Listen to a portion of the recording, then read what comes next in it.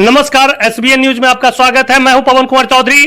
कल के वीडियो में आपने देखा कि किस तरह से वित्त रहित शिक्षकों के मुद्दे को लेकर लोक जनशक्ति पार्टी की ओर से अनुदानित विद्यालयों, अनुदानित इंटर महाविद्यालय और अनुदानित डिग्री कॉलेज के शिक्षकों के वेतनमान, सेवा नियमितीकरण जैसे विभिन्न सवालों को लेकर लोजपा रामविलास की ओर से जिस तरह से आवाज बुलंद किया गया, लोजपा रामविलास के बिहार प्रदेश प्रवक्ता प्रमोद पासवान जी के नेतृत्व में जिस तरह से वित्त रहित और अनुदानित विद्यालयों के शिक्षकों का मुद्दा उठाया गया, एक तरफ, दूसरी तरफ आप हमारे पीछे स्क्रीन पे देख रहे हैं लोजपा रामविलास के सुप्रीमो चिराग पासवान से उनका बंगला 12 जनपद से खाली करवा दिया जाता है।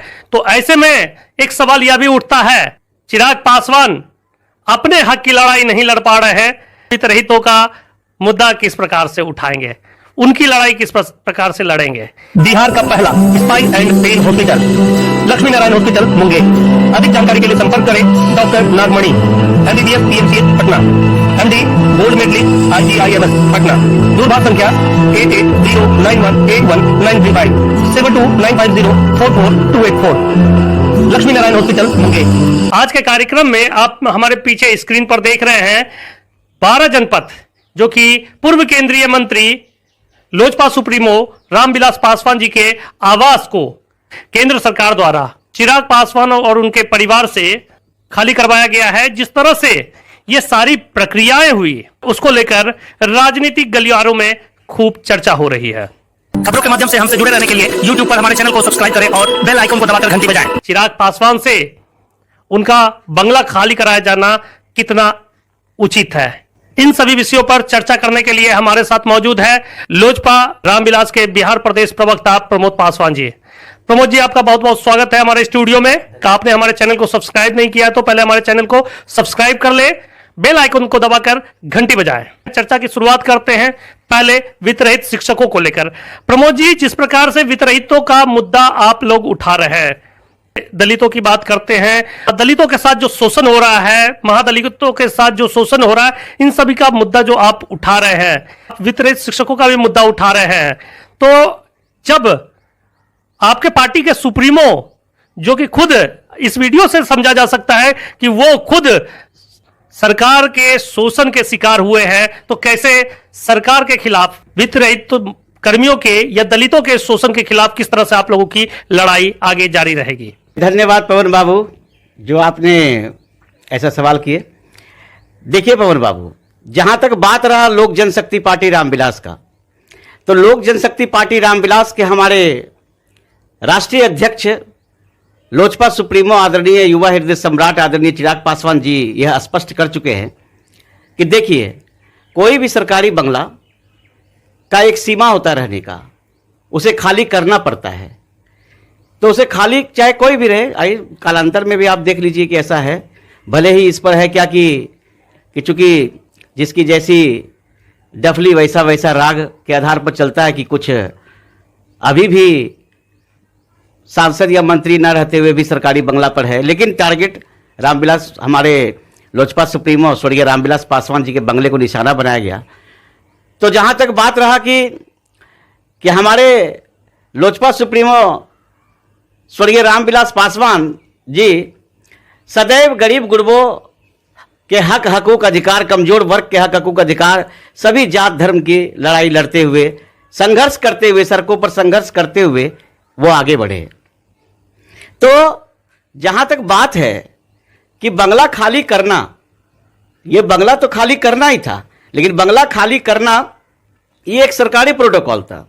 लेकिन जिस प्रकार से बंगला खाली कराया गया, जिस प्रकार से हमारे आदरणीय रामविलास पासवान, जो कि हमारे देश ही नहीं बल्कि वो एक इंटरनेशनल लीडर थे, अंतर्राष्ट्रीय नेता, और 12 जनपद जहां पर कि पूरे देश के गरीब गुरबे, कमजोर, सभी जात धर्म के लोग का वह एक बसेरा था, और जिस प्रकार से उसे खाली कराया गया, उस पर कहीं ना कहीं एक प्रश्न चिन्ह उठता है। और वह प्रश्न चिन्ह यह उठता है कि जो खाली कराने का तरीका था वह पूरी तरह से राजनीति से प्रेरित था। और यह नहीं भूलना चाहिए, पूरे देश की जनता ने इसे देखा कि पद्म भूषण से सम्मानित हमारे नेता स्वर्गीय रामविलास पासवान जी अपने ही देश के नहीं बल्कि विदेशों में भी इनका परचम का डंका बजाया है। ये वही रामविलास पासवान थे जो दलित, पिछड़ा, अकलियत या सभी धर्म जात के लिए काम किए। अपने मंत्रित्व काल में रहते हुए ये वही रामविलास पासवान थे जो रेल मंत्री काल में रहते हुए इन्होंने शॉर्टफॉल वैकेंसी निकालकर गरीब गुरबों को रोजगार का एक नई दिशा दिलाई। ये वही रामविलास पासवान थे जब दूरसंचार मंत्री थे तो आज जितने भी लोगों के, देश के लोगों के हाथों में मोबाइल शोभ रहा है, यह देन उनका है। यह वही रामविलास पासवान थे जब कल्याण मंत्री थे तो बहुत सारे दलित पिछड़ों के कल्याण के लिए उन्होंने कार्यक्रम चलाया। यह वही रामविलास पासवान थे कि जब दलितों पर SC/ST एट्रोसिटी एक्ट बिल हुआ तो उसके लिए संसद में आवाज देकर उन्होंने इसको भी निरस्त करवाने का काम किए। ये वही रामविलास पासवान थे जिन्होंने पिछड़े वर्ग के लिए बीपी सिंह की सरकार में स्वर्गीय बीपी सिंह के साथ कंधे में कंधा मिलाकर मंडल कमीशन के द्वारा पिछड़ों को हक, हकूक, अधिकार, आरक्षण दिलाने का काम किए थे।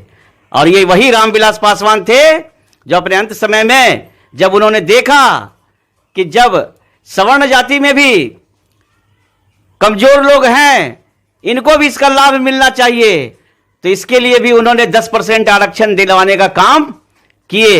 ये वही रामविलास पासवान थे जो खाद्य मंत्री रहते हुए आज पूरे देश को, जितने भी गरीब गुरबों के हाथ में जो राशन कार्ड सौंप रहा है, ये वन नेशन वन राशन का पैगाम देकर सभी के घर तक राशन पहुंचाने का काम किए।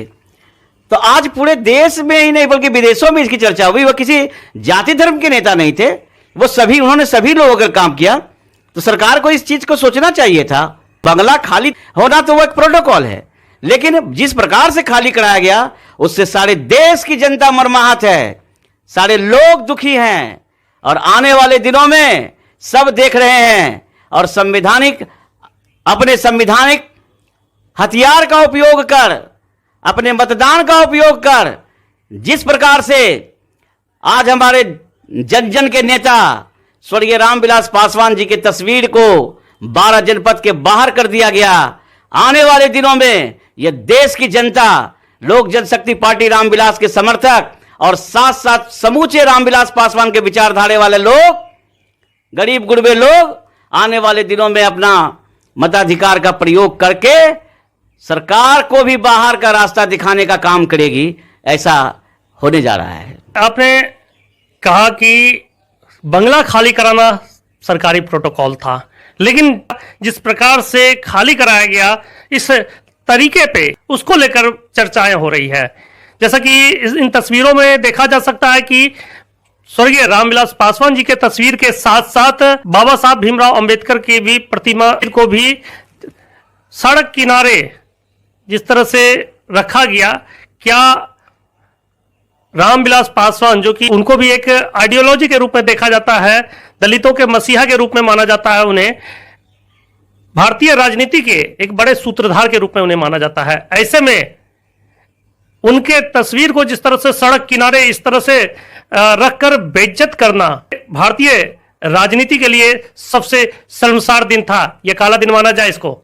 निश्चित रूप से यह काला दिन था, क्योंकि देश के संविधान निर्माता, जो हमारे भारत के संविधान निर्माता जिस पर कि लोग चल रहे हैं, जिसके कानून पर का पालन कर रहे हैं, और वही बाबा साहब भीमराव अंबेडकर, आने वाले दिनों में 14 अप्रैल को उनका जयंती मनाई जाएगी। और उस दिन देख लीजिएगा पवन बाबू कि वही बाबा साहब भीमराव अंबेडकर जिन्होंने देश के लिए कानून बनाया, उनकी मूर्ति को 12 जनपद के बंगले के बाहर रख दिया गया। तो इससे सरकार की दुरंगी मानसिकता का पता चलता है। और आने वाले दिनों में 14 तारीख को वैसे ही लोग, वैसे ही सरकार के अंग कुदक कुदक करके देखिएगा, बाबा साहब भीमराव अंबेडकर के गले में माला पहनाने के लिए आतुर रहेंगे। लेकिन उस समय देश की जनता अंदर अंदर यह बात समझेगी कि जब बाबा साहब भीमराव अंबेडकर को माला पहना करके सम्मान किया जा रहा है, तो फिर वो दिन क्या था जब बाबा साहब अंबेडकर के प्रतिमा को 12 जनपद के बाहर रख दिया गया। यह देश ही नहीं बल्कि देश के पूरे समस्त जनता के लिए यह अपमान भरा दिन था। जो बाबा साहब अंबेडकर अपने कानून बना करके सभी धर्म, सभी जात, सभी लोगों के हक हकूक अधिकार की बात किए, आज इनके पास बाबा साहब अंबेडकर के सम्मान के लिए एक स्थान नहीं मिला जहां पर उनकी प्रतिमा को रख दे, उनको सड़क पर रखा गया। यह दुर्भाग्यपूर्ण है और इसे जनता देख रही है और देश की जनता जरूर आने वाले दिनों में इसका सबक सिखाएगी। जो अपमान चाहे वो बाबा साहब भीमराव अंबेडकर के प्रतिमा के साथ हुआ, चाहे रामविलास पासवान जी के तस्वीरों के साथ जिस तरह से अपमान किया गया और जिस प्रकार से बंगले को खाली कराने की जो प्रक्रिया थी, चिराग पासवान सरकार के खिलाफ किस तरह से आगे लड़ाई लड़ेंगे? लोजपा रामविलास के राष्ट्रीय अध्यक्ष चिराग पासवान जी ने कहा है कि संघर्ष ही उनका रास्ता है। अगर हमारे नेता को अगर मंत्री पद बनना था या किसी भी प्रकार का उनको सत्ता सुख भोगना रहता तो उनके पास बहुत सारे ऑफर आए थे, वो जा सकते थे, लेकिन उन्होंने गरीब गुरबे जनता के लिए, जनता के विकास के लिए रास्ता चुना। हमारे नेता ने कहा 10 करोड़ बिहारियों के लिए कि मैं बिहारियों पर राज करने नहीं, मैं बिहारियों पर नाच करने के लिए यहां संघर्ष कर रहा हूं कि हमारे बिहारी जितने भी हैं उनको अच्छी शिक्षा मिले, उनको अच्छा रोजगार मिले, उनको अच्छे से रोजी रोटी रोजगार मिले, आवास मिले और वो भी स्वतंत्र रूप से समाज के मुख्य धारा में जुटकर कदम में कदम मिलाकर चले। यह हमारा नेता का नारा है। जब हमारे नेता चिराग पासवान जी किसी भी प्रकार से समझौता नहीं कर जब 10 करोड़ बिहारियों के हक हकूक के लिए सड़कों पर संघर्ष करने के लिए तैयार हुए, जब राज्य सरकार के, बिहार सरकार के जो उनके घोटाला, उनका भ्रष्टाचार, उनके द्वारा किए गए कुकृत्य को जब उजागर करने लगे तो लाजमी है कि उनको भी लगा। अब इतना स्तर तक वो गिरा दिए सरकार, बिहार सरकार के मुखिया, कि सबसे पहले तो परिवार में ही विभेद हो गया। परिवार में विभेद करके भी जब इनका मन नहीं भरा तो फिर ये शीर्षस्थ स्तर से इसको सुनियोजित तरीके से बेइज्जत करने के लिए 12 जनपद का खाली कराने का काम किया गया। तो कहने का मतलब है कि आखिर ऐसा क्यों? क्या सच्चाई को प्रदर्शित करना, सच को सामने लाना और उस पर जो है अगर हमारे अंदर में अगर किसी बात की कमी है और आप हमको वो सच का आईना दिखाते, हम उस कमी को ना पूरा करेंगे कि हम उसके लिए एक्शन में आएंगे, लेकिन वो हुआ नहीं। ये तो राजनीति से प्रेरित था। इसके पीछे और भी कारण है, बंगला प्रकरण के पीछे, जो कि आने वाले दिनों में आपको सब मालूम हो जाएगा। हमारे आदरणीय स्वर्गीय रामविलास पासवान, जिनके बदौलत आज उनके ही परिवार के लोग जो सत्ता सुख में हैं, रामविलास पासवान के बदौलत वो सत्ता में आए हैं, मंत्रिमंडल को प्राप्त किए हैं, जिन्होंने कभी हुंकार भरा था कि रामविलास पासवान जी हमारे भगवान हैं और उनको भारत रत्न मिलना चाहिए। उनके लिए एक 12 जनपद को जो है स्मृति भवन में तब्दील करना चाहिए। तो आखिर जिस दिन 12 जनपद से सारा सामान निकाला जा रहा था, उस दिन वो क्यों खामोश थे, इस बात का जवाब देना होगा। और इसके साथ साथ कहां गए उस दिन, क्यों नहीं बोले कि उनके भगवान कहां गए, क्या हो रहा है उनके साथ? तो ये सब जनता देख रही है, इसके पीछे है। और चिराग पासवान स्वर्गीय रामविलास पासवान का बेटा है, जिन्होंने कि लंबे समय के संघर्ष के बाद सत्ता में आए। 69 से वो राजनीति में आए और 69 के बाद से लेकर के 89 तक वो संघर्ष किए सड़कों पर, तब वह आए सरकार में और तब से है। तो संघर्ष के रास्ता को अख्तियार के आने वाले का बेटा है चिराग पासवान।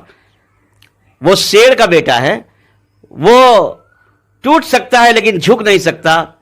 और साथ साथ देश ही नहीं बल्कि बिहार के 10 करोड़ जनता ही नहीं बल्कि समस्त देश के जनता आज चिराग पासवान के दिल में बसे हैं।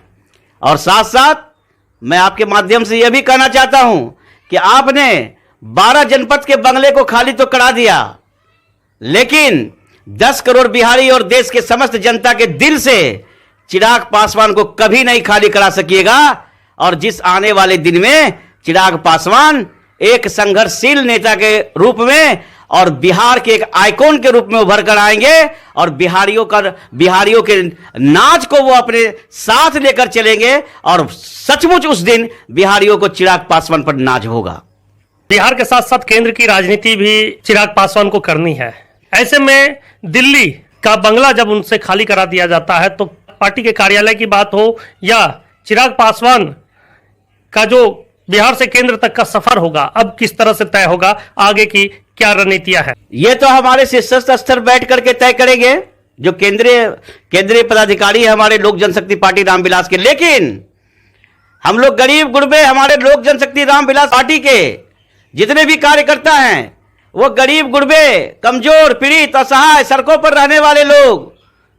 इसीलिए दिल्ली में भी जरूर ऑफिस बनेगा, जरूर कार्यालय बनेगा आने वाले दिनों में।